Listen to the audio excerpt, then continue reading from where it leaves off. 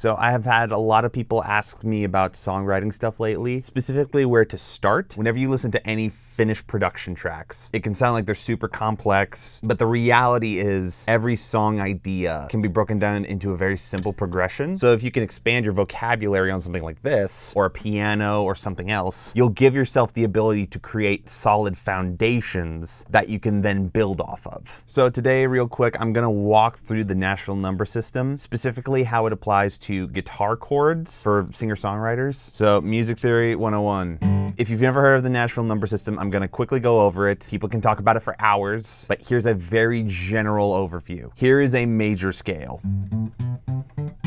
All right, everybody's heard that before. This is the major scale and there's 7 notes in it. 1, 2, 3, 4, 5, 6, 7, and then the same note an octave up. Chords are made up of notes from scales. So if I take this G major chord, the notes of a G major chord are G, B, D. So what you will do is you'll look at a chord that you're playing in the context of the key that you're playing it in, and you'll look at what the root of that chord is. What's the foundation of that chord? And once you find what note is the foundation of that chord, you see what note it is in the major scale. If I'm in the key of G and I play a G chord, that would be a 1. And it's a 1 because the chord that I'm playing is a G chord, so it's a chord where a G is the foundation of the chord. The logic applies to all the other notes. So if I'm in the key of G and I play a C, 1, 2, 3, 4. So we would call a C a 4. And the reason why it's important to learn this is because instead of having to say G major, A minor, G over B, C major, instead of saying that, you can just go 1,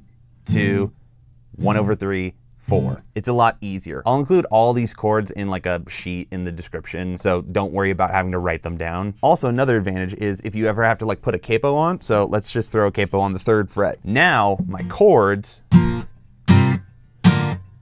now that they're in a different key, if I was using the chord names themselves, I would have to relearn this from ground zero. So it'd be like, okay, now it's A sharp, C minor, A sharp over D, D sharp. But if I'm using the Nashville number system, it's the exact same thing. I would call it a 1, 2, 1 over 3, 4. And the only thing that I would change is what key I'm in. So the reason why I've done this entire explanation of Nashville number systems is because that's how I'm going to explain these chords. Depending on what chord you use, it's going to give you a different color of emotion. The 1 and the 5 are going to feel very grounding.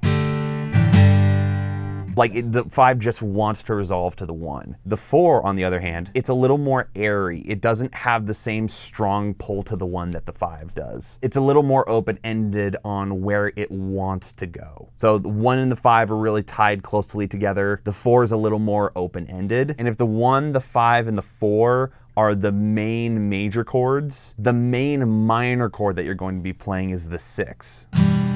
That is the one that is the most firmly planted in being sad. So with the 3, a lot of times people will take one of 2 approaches with it. They'll either play it as a chord itself, as a minor chord, or they'll use it in conjunction with the 1. So if I'm in E and this is the 1, I'll just play a 1, but instead of the 1 note being the bottom of the chord, I'm gonna have the 3 be the bottom of the chord. So now it goes from, that's the 1, now with the 3. When you play the 3 this way, is it tends to always want to resolve to the 4. Like it just kind of wants to go up there. And kind of the same thing with the 7. The 7 is normally played as a 5 over 7. Like it just kind of wants to go up to the 1, like the, and they're really fun transition-y textures. So like,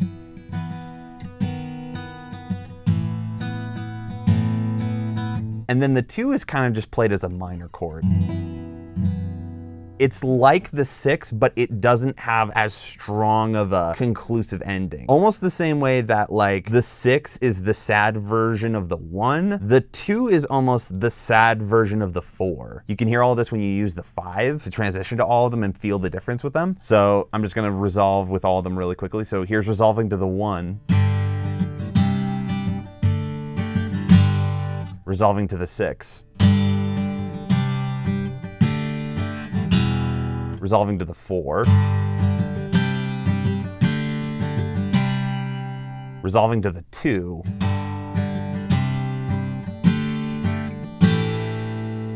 The reason why I've explained all of this is because these emotions that exist in these chords and which number you're using in the Nashville number system, it has a very strong effect when you're writing songs. Like your chords that you're using, you can't just use them randomly. They naturally want to fall somewhere. And people can use the argument of, well, art is art and you can do whatever you want. And while I agree with that, I think that it's important to understand the nature of the art that you're creating. When you're using a bristle brush to paint, that is going to spread over the canvas naturally in a certain way. And that brush is going to be different than a thin point Sharpie. If you want to create with it fluently, you need to understand it on its own terms. The way you conduct a scene with chords is very important because you can use a bunch of random chords, but you may have unintentionally made them fight the story you're trying to tell. So now that I have explained all of that, I'm going to show you how I use that on acoustic. I might do another one on piano later. Again, I'm not saying you need to use these this way. This is just how I use them, and it's very based off of my taste as a musician. But here's how I think of the Nashville number system in terms of guitar. I'll show you the chords I use that are 1 through 7 of the Nashville number system in the keys of G, D, a couple different versions of them in E, and C. Also, for simplicity, I'm just gonna say 3 and 7 and not 1/3 and 5/7 because I'm tired right now. So here we go, G. So 1, 2, 3, 4, 5. You can play 6 a couple of different ways. You can either play it big like this, or you can play it like this, without the low notes. And then 7, back to the 1.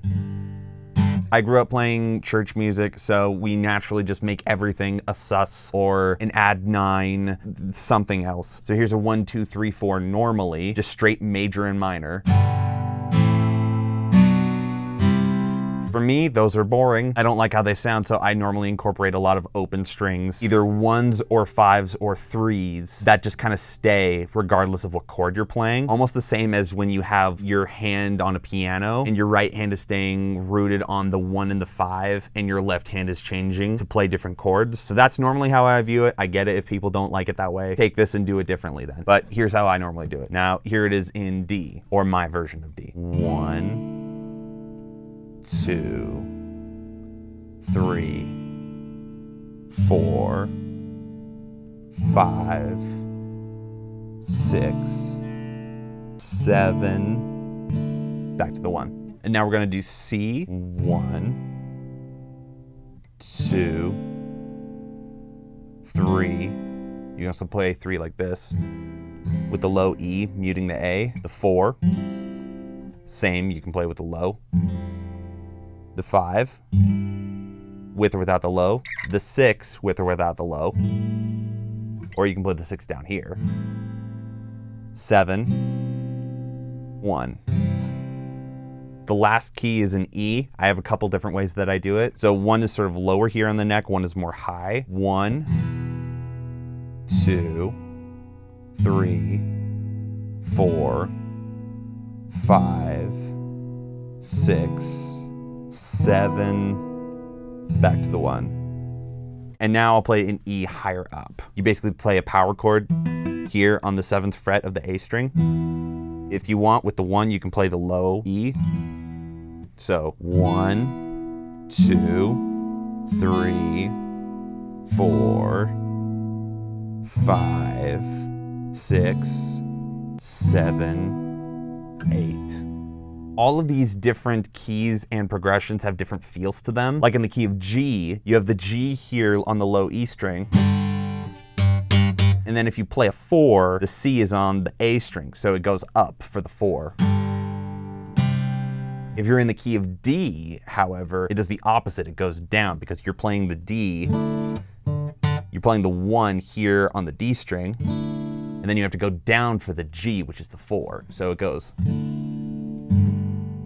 And just that little bit of emotional difference means that these progressions have different feels depending on what keys you're playing them in. Apart from playing them in different keys, because you will naturally be a better singer if you just play stuff in the key that you're meant to sing it in. But this is a really good starting point if you want to get into songwriting. A good habit if you want to practice this, just start listening to songs that you like. This will probably work better in like the singer-songwriter genre. And just start practicing learning them by ear using the Nashville number system. Because if it's pop radio, chances are it uses the Nashville number system. Let's just look at what is popular right now on Spotify. So it's in the key of D.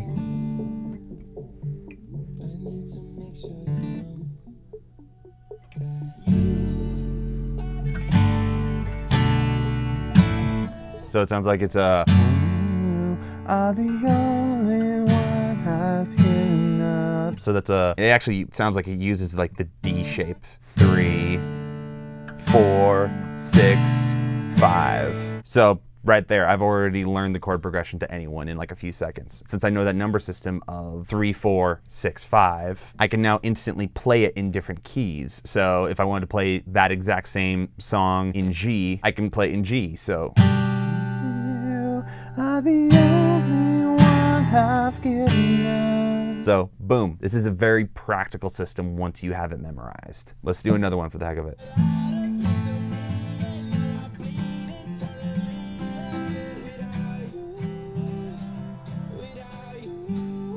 So it's a 6, 4, 1, 5. Another thing to note is that the emotions of these songs seem to be centered around vaguely what the emotion of those main intervals are. So Without You is a breakup song. It's very sad. And it's centering around the 6, which, like I said, is the sad. So 4, 1, 5. And again, this isn't gonna work for every single song. Like, this doesn't cover songs that have 7 chords. Like, this doesn't cover stuff like going in between keys, like.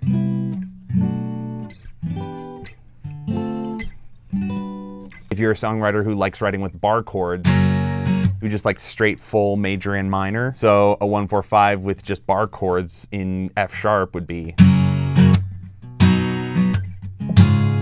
I mean, to me it sounds cheesy, but for some kinds of styles, you need that sound of just straight 1, 3, and 5. So yeah, I just thought I would make this video real quick. Low key, this is actually my second time filming it because the first time didn't work. Thanks, Sony. So if you want my version of these chords, there will be a document in the description below. Now go write songs.